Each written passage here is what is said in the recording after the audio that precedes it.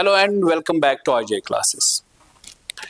As you know that my lecture series is going on, and in my lecture series regarding sentence structure, this is my third lecture and it's about tense part 2. Tense part 1, you can go to our app that is named as RJ classes and you can watch it out there.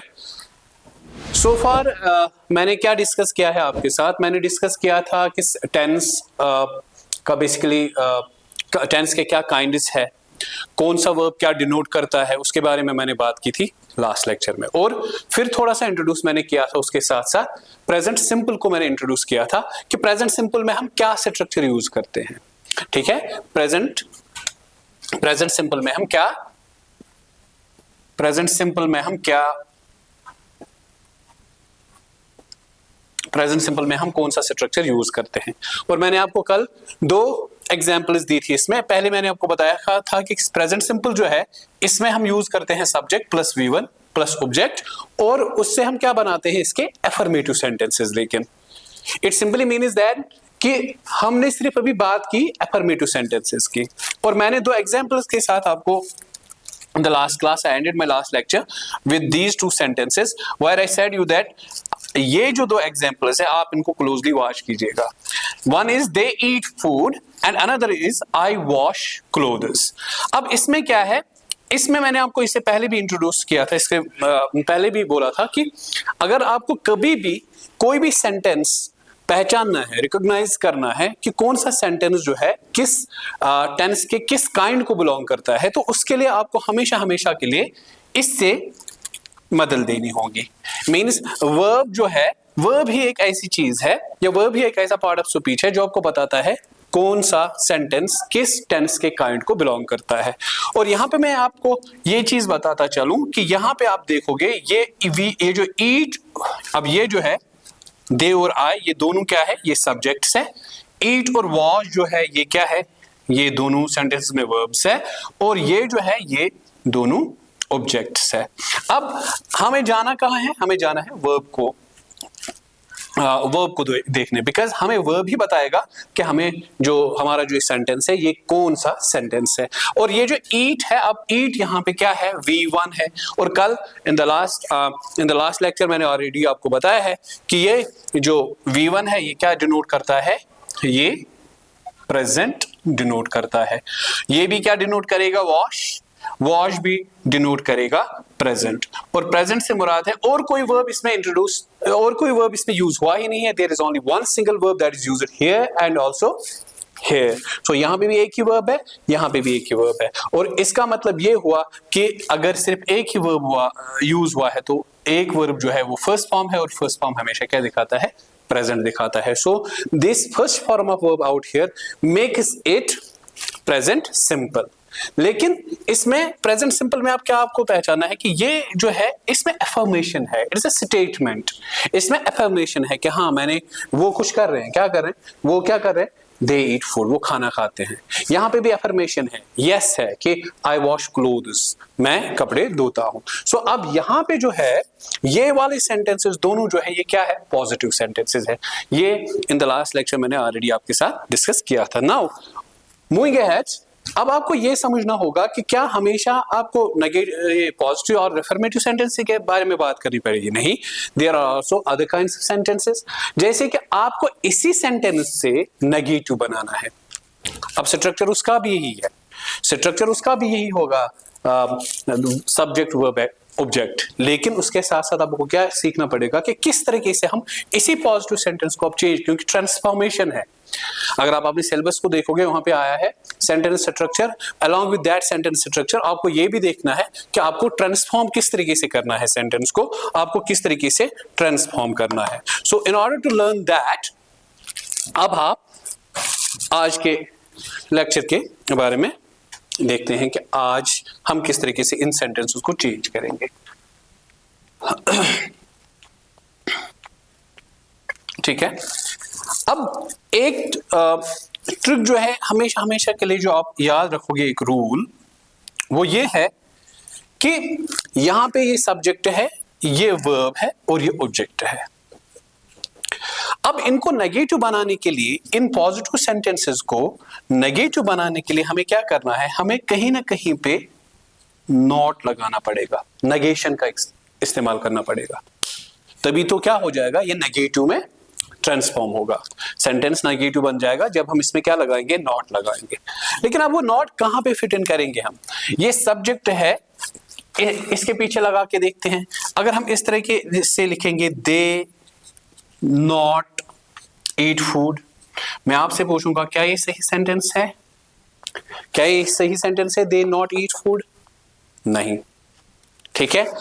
अगर मैं इसी not को इसके बदले कहां पे ले जाऊं, यहां पे नहीं रखूंगा, मैं लगाऊंगा इसको, अब ऐसे बनाऊंगा, दे ईट नॉट फूड, मेन वर्ब के पीछे लगाऊंगा। जस्ट थिंक, क्या ये सही सेंटेंस है? नहीं है। फिर इसी को मैं यहां पे सेम रखूंगा, दे ईट फूड नॉट, क्या अब ये सही सेंटेंस है? नहीं है। तो आप एक चीज यहां पे पक्का करके जाओगे, that whenever you have to use negation, whenever negation in any sentence is used, by negation I mean not, जब भी आपको कहीं पे not इस्तेमाल करना होगा, ना वो सब्जेक्ट अपने पीछे एक्सेप्ट करता है नेगेशन, ना मेन वर्ब अपने पीछे नेगेशन एक्सेप्ट करता है, ना ऑब्जेक्ट अपने पीछे नेगेशन एक्सेप्ट करता है। सो इस सेंटेंस को चेंज करने के लिए, नेगेटिव में चेंज करने के लिए आपको क्या करना पड़ेगा, यहीं पे अब काम आते हैं हमारे हेल्पिंग वर्ब्स। सो इन अदर टर्म्स, मैं हमेशा अपने स्टूडेंट्स को ये बोलता रहता हूं कि अब आप यहीं से एक अंदाजा लगा सकते हो कि हेल्पिंग वर्ब्स का नाम हेल्पिंग वर्ब्स क्यों पड़ा है, Why are they called helping verbs? ठीक है, helping verbs इसलिए उनका नाम पड़ा है बिकॉज यहाँ पे जो है ना, in order to transform these sentences into negative, आप अभी क्या हो, हेल्पलेस हो, कोई भी चीज आपको हेल्प नहीं कर रही है। सो अब एक ही काम जो एक ही किस्म के वर्ब्स जो है जो ये काम कर सकते हैं, वो कौन है, वो है हेल्पिंग वर्ब्स। अब हेल्पिंग वर्ब्स का अगर आप देखोगे, ठीक है, हेल्पिंग वर्ब्स बेसिकली कहां से आए हैं, अब ये भी जानना बहुत जरूरी है कि हेल्पिंग वर्ब्स जो है ना, वो बेसिकली कहां से आए हैं। हेल्पिंग वर्ब्स खुद किस फैमिली का पार्ट है, इनकी भी एक फैमिली है, और ये हेल्पिंग वर्ब्स किसका पार्ट है, these are part of auxiliary verbs, और in other terms we call them auxiliaries. अब ये जो ऑक्सिलरीज है, ये ऑक्सिलरी में से दो, अच्छा ऑक्सिलरी का मीनिंग क्या है बाय द वे, ऑक्सिलरी का अगर हम लिटरल मीनिंग ले लेंगे तो ऑक्सिलरी का लिटरल मीनिंग होता है superior, anything that is not used I mean consistently, or anything that is not used continuously, कभी कभार हम उसका यूज करते हैं। तो जैसे इन सेंटेंस में हमें क्या ऑक्सिलरीज का इस्तेमाल करना जरूरी है? नहीं है। अभी जब हम पॉजिटिव बनाते हैं तो तब ऑक्सिलरीज का कोई रोल नहीं है, लेकिन अगर आप इनको नेगेटिव और इंट्रोगेटिव में चेंज करेंगे तब ही ऑक्सिलरीज आते हैं। So they are just superior verbs, ठीक है, जो हम कभी कभी यूज करते हैं। अब ऑक्सिलरी जो है, they are divided into two kinds. One is primary verbs, और जिनको हम कहते हैं primary auxiliaries, and on the other side we have secondary auxiliaries. By secondary auxiliaries, they are also called modals. Secondary auxiliaries को modals भी कहा जाता है, जबकि primary auxiliaries को ही कहा जाता है helping verbs. Sometimes they are also referred as primary verbs. By primary verbs we mean those sort of verbs which are used continuously, which are used by primary auxiliaries or primary verbs we mean those verbs which are of primary importance, जो बहुत important होते हैं और जिनका बड़ा एक role रहता है। ऑफन इस्तेमाल नहीं होंगे, लेकिन जब भी इस्तेमाल होंगे तब बहुत ज्यादा उनका रोल रहेगा। अब यहाँ पे जो है एग्जैक्टली रूल क्या बनता है, थोड़ा सा इंट्रोडक्शन मैंने थोड़ा सा आपको इसके बारे में बताया था कि बेसिकली हेल्पिंग वर्ब्स किसका पार्ट है, ये आप याद रखना कि हेल्पिंग वर्ब्स खुद पार्ट है किनके, ऑक्सिलरीज के। Will come to modals as well, when modals जो है हमारे यूज होंगे अभी आगे फ्यूचर वाले सेंटेंसेस में, तो तब इनके बारे में बात करेंगे। फिलहाल प्राइमरी ऑक्सिलरीज और हेल्पिंग वर्ब्स के बारे में बात करते हैं। अब how many helping verbs are there, कितने हेल्पिंग वर्ब्स है बेसिकली हमारे पास, ठीक है। हेल्पिंग वर्ब्स जो है अगर हम देखेंगे इस इनकी फैमिली में 3 हमारे पास हेल्पिंग वर्ब्स है, या जिनको हम कहते हैं प्राइमरी ऑक्सिलरीज। क्या क्या है, सॉरी, एक है be, then we have and then we have do. ठीक है, ये 3 क्या है, ये 3 बेसिकली हेल्पिंग वर्ब्स इनको कहते हैं। अब इस बी से अगर आप देखोगे, be is the first form, have is the first form, do is the first form. ठीक है, जब हम इनकी बात करते हैं, बी से जो है, बी से डिराइव होते हैं और 2 और 3 हेल्पिंग वर्ब्स।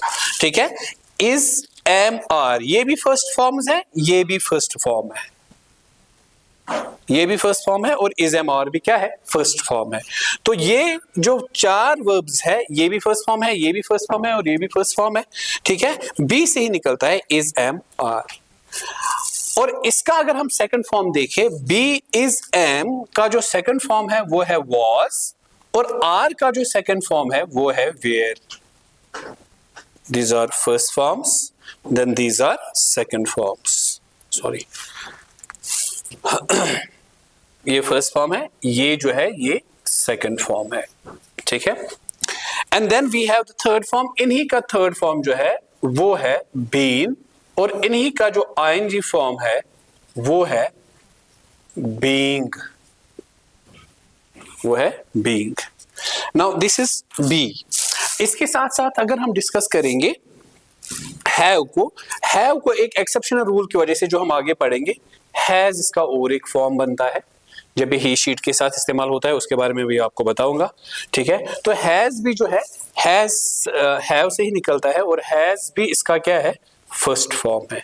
इसका सेकंड फॉर्म क्या है, हैड है। थर्ड फॉर्म क्या है, हैड है, और आईएनजी फॉर्म क्या है, हैविंग है। Are you getting it? Then the last one, do से जो है डिराइव होता है डज। अगेन ये वही रूल फॉलो करता है, जब वो रूल इंट्रोड्यूस मैं करूंगा अभी आपको बता दूंगा, तब आपको समझ आएगा कि डज कहाँ पे यूज करना है, डू कहाँ पे यूज करना है, वो भी मैं इसकी सारी एप्लीकेशन में आपको दिखाऊंगा। लेकिन फिलहाल के लिए मैं जो है मैं बात कर रहा हूँ सिर्फ हेल्पिंग वर्ब्स की। ठीक है, नाउ डज, डू की सेकंड फॉर्म क्या है, डिड है। थर्ड फॉर्म क्या है, डन है, and then we have ing form, doing. Now if you ask a very simple question to me, or if you ask a very simple question to yourself, आप बोलोगे sir ने कल हमें बोला था एक डेफिनेशन, हमने बात की थी मेन वर्ब की कल, उनकी एक हमने डेफिनेशन पढ़ी थी कि all those verbs which have 4 forms, rather 5 forms भी हम कभी कभार कहते हैं एस फॉर्म को लेके जो यहाँ पे है। ठीक है, अगर हम इनकी बात करेंगे तो फिर क्या होता है, फिर तो इनकी भी 4 फॉर्म्स है। इसकी है बी, was, been, being। यहां पे अगर देखोगे have, had, having, do, did, done, doing। तो फिर अगर ए फैमिली जो है तो पूरी है, इनकी तो 4 फॉर्म्स है, फिर एक क्यों नहीं है, लेकिन एक लैकिंग है इनमें। वो लैकिंग क्या है कि ये जो है अपने आप में, ये इनकी अपनी कोई मीनिंग नहीं है, कोई इंडिविजुअल मीनिंग नहीं है। इज की कोई अपनी इंडिविजुअल मीनिंग नहीं है, बी की कोई अपनी इंडिविजुअल मीनिंग है नहीं। ठीक है, हैव की अपनी कोई इंडिविजुअल मीनिंग नहीं है। जिस तरीके से वर्ड ईट की है, जिस तरह से वर्ड वॉश की है, उस तरह से हैज की कोई अपनी मीनिंग नहीं है। They are simply used at that place, या उन सेंटेंसेस में इस्तेमाल होते हैं जहां पे मेन वर्ब से काम नहीं होता है। ठीक है, या कभी कभार ग्रामेटिकल स्ट्रक्चर को फॉलो करके जहां जहां कहां पे हमें इसको इस्तेमाल करना पड़ता है, वो भी हम आगे इंशाल्लाह इसकी एप्लीकेशन पढ़ेंगे। लेकिन बात हो रही थी, आप उसी चीज पे बात हो रही थी कि ये जो है अफर्मेटिव सेंटेंस को किस तरीके से हम नेगेटिव सेंटेंस में चेंज कर सकते हैं। अब आपने यहां पे याद रखे helping verbs. Now let's will come back to them, helping verbs की तरफ हम आएंगे, लेकिन अभी हम इन के रिगार्डिंग और एक रूल को पढ़ते हैं। अब जो पहला एक्सेप्शनल रूल इस्तेमाल होता है, या जो पहला रूल नंबर 1 मैं अगर आपको बताऊंगा इन प्रेजेंट सिंपल, ठीक है, वो आपको इस तरह से आप लिखोगे कि in order to make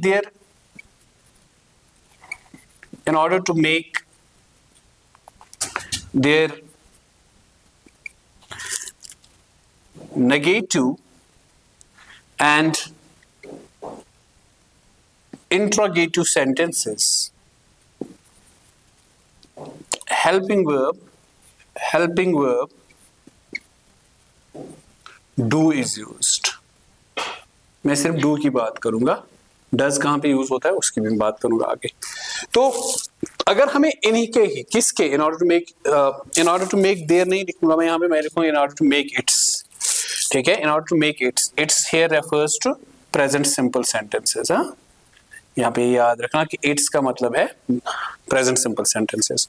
अगर हमें किसी भी प्रेजेंट सिंपल सेंटेंस को चेंज करना है नेगेटिव सेंटेंस में या इंट्रोगेटिव सेंटेंस में, तो हमें किससे बदल देनी होगी? We have to use helping verb. Now the name itself suggest that he is here to help you. Helping verb do का इस्तेमाल करना पड़ेगा, ठीक है। नाउ सी, अगर हम यही सेंटेंस उठा के देखते हैं, कौन सा सेंटेंस? दे ईट फूड। जरा इसको हम नेगेटिव में चेंज करेंगे, इसको हम करेंगे नेगेटिव में change. How would you change this? हम क्या लिखेंगे? दे। अब हेल्प क्या यूज करना है हमें? क्या यूज करना है हमें? कौन सा हेल्पिंग वर्ब यूज करना है? डू। ले आओ डू। They do. अब बनाना क्या है? नेगेटिव। तो नेगेटिव के लिए हम क्या लगाएंगे? Negation. Negation means not. So क्या बनेगा? They do not. ईट ही रहेगा, फूड ही रहेगा। अब देखो बन गया। जब हमने इससे पहले भी बनाने की कोशिश की तब तो नहीं बना था ना, अब बन गया ना, they do not eat food. और लग रहा है? नहीं, it gives complete sense now, ठीक है। एक ऑर्डर है, वर्ड ऑर्डर है। वही वर्ड ऑर्डर जो है, अभी जब मैंने आपको एक सेंटेंस इसी का बना के दिया था कि क्या ये एक्सेप्टेबल सेंटेंस है, जहां पे मैंने बात की थी कि इसको इस तरह से बनाओ, दे नॉट ईट फूड, तब आपने अपनी जगह ये किया होगा कि नहीं, ये वर्ड ऑर्डर जो है कुछ खटकता है, ये सही नहीं है, ये वर्ड ऑर्डर जो है इट्स नॉट करेक्ट। सो ये वर्ड ऑर्डर अगर करेक्ट नहीं था वहां पे, सो इट सिंपली मीन्स कि सेंटेंस स्ट्रक्चर जो है वो करेक्ट नहीं है।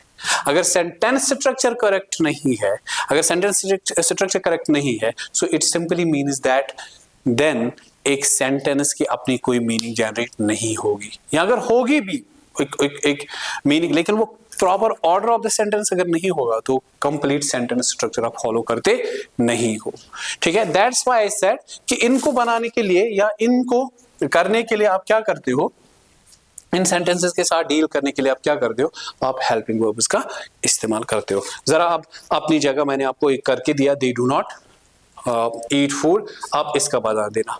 आई वॉश क्लोथ्स, यहाँ पे मैं छोड़ देता हूँ, you will do it yourself. How you would change this into what? into a negative sentence. Now इसी की बात करते हैं अगेन।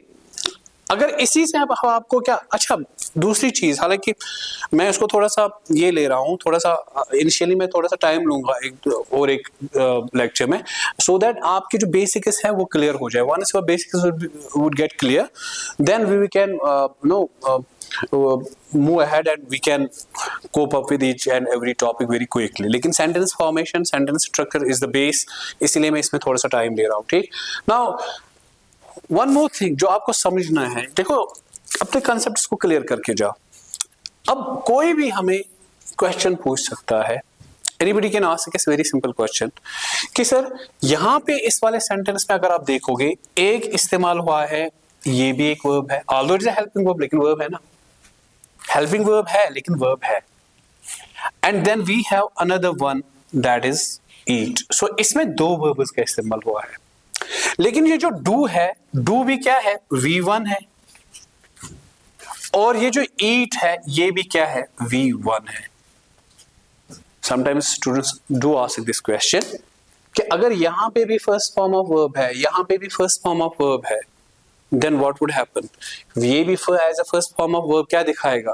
Present दिखाएगा। ये भी as first form of verb क्या दिखाएगा? Present दिखाएगा।